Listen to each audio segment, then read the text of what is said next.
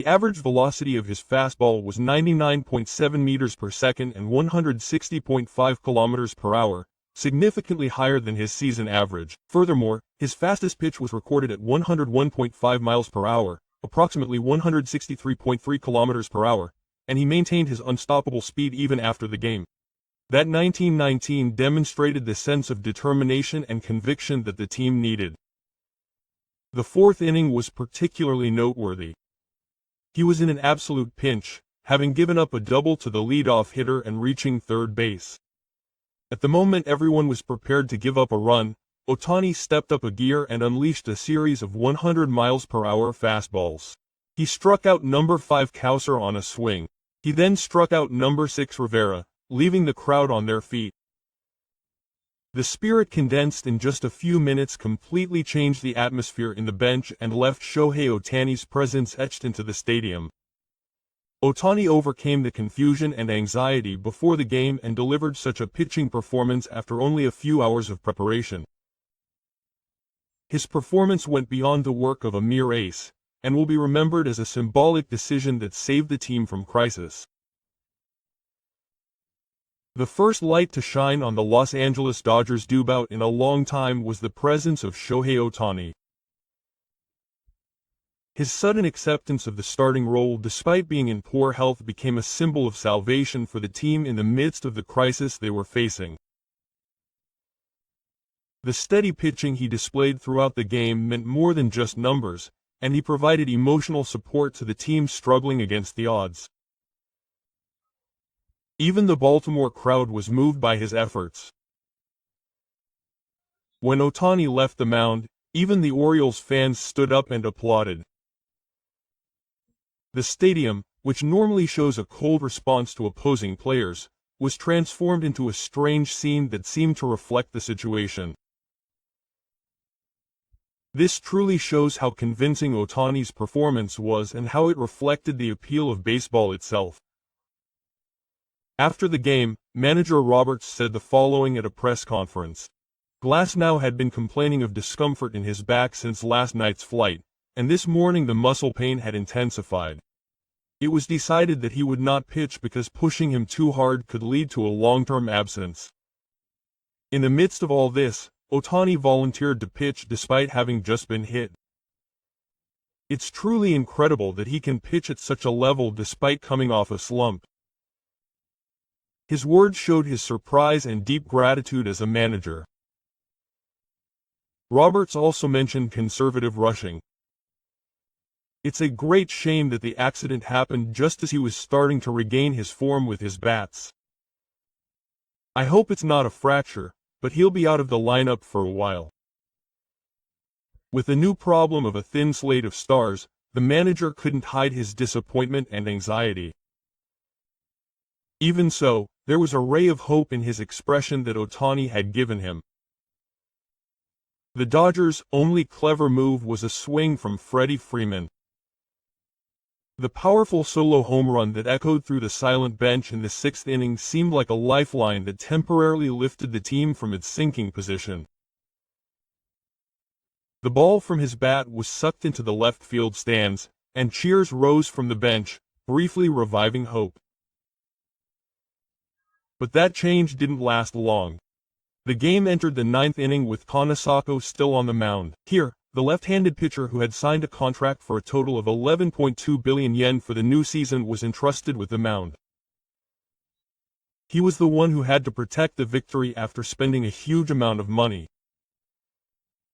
However, the fastball he threw with no one else present was inexorably sucked down the middle and was perfectly caught by the bat of 21-year-old rookie Samuel Vassallo. The ball flew into the stands, and while the Orioles players were excited for the break, the Dodgers players were frozen in their dugouts. This was the second nightmare for the Dodgers this season. They suffered 3 consecutive losses to the Pirates, who were at the bottom of the standings, and on this day they were defeated by the Orioles, who were at the top of the American League East. As a result, the team, which had been in a quagmire for 4 consecutive losses, was burdened not only by the game but also by the constant anxiety that they could not win.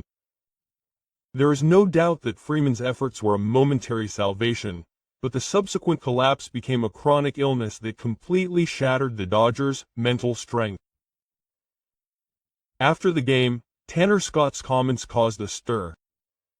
The left-handed pitcher, who had been the clear culprit after allowing a walk-off home run, opened up in an interview.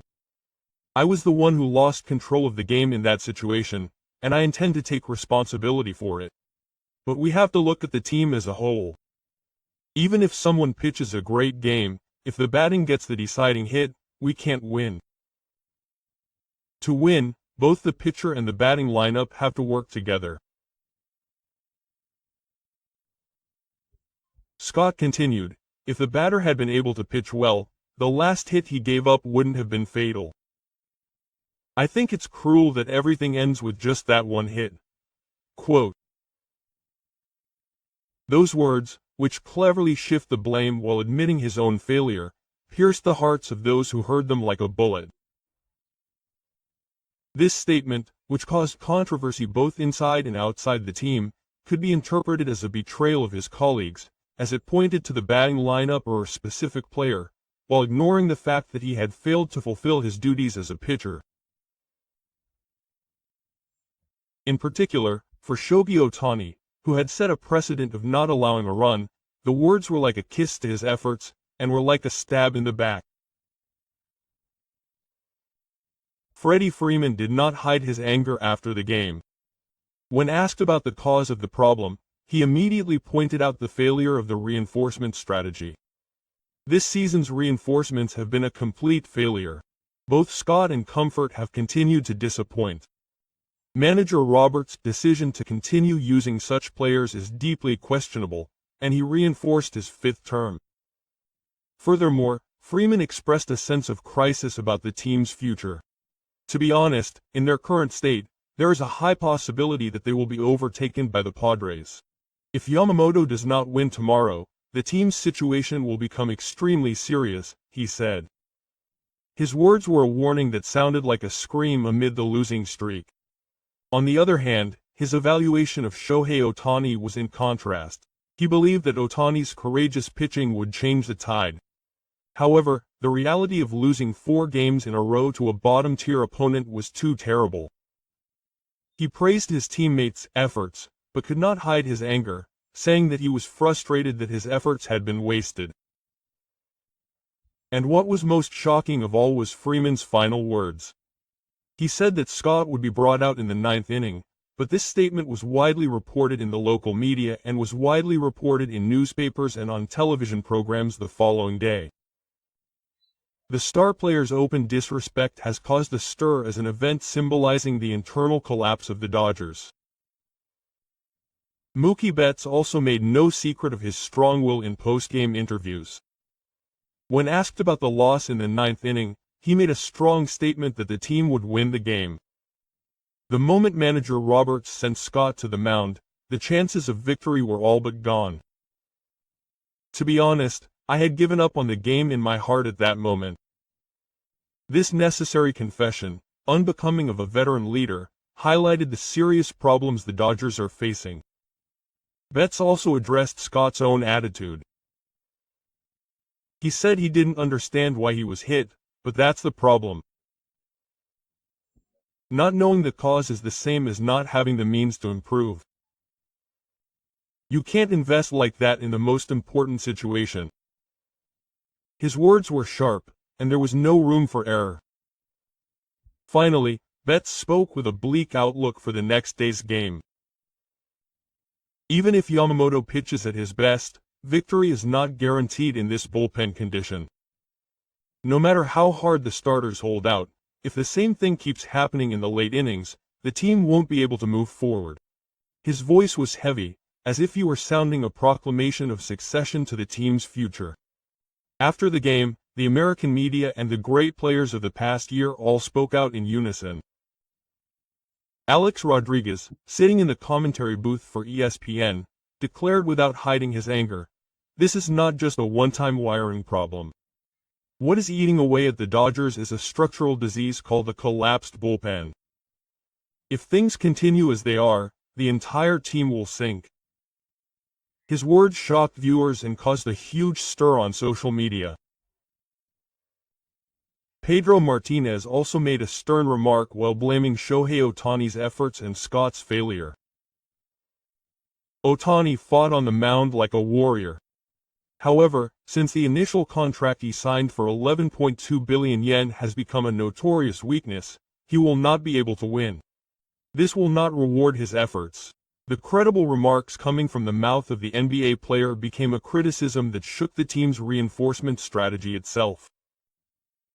The local Los Angeles Times ran a large headline the following morning. Ohtani saved the team in the fourth inning, and Scott put it all away with one pitch. That short pitch perfectly summed up the essence of the game, and it spoke directly to the fans' disappointment and anger. Even more shocking was the comment from the Clayton Kerr Award,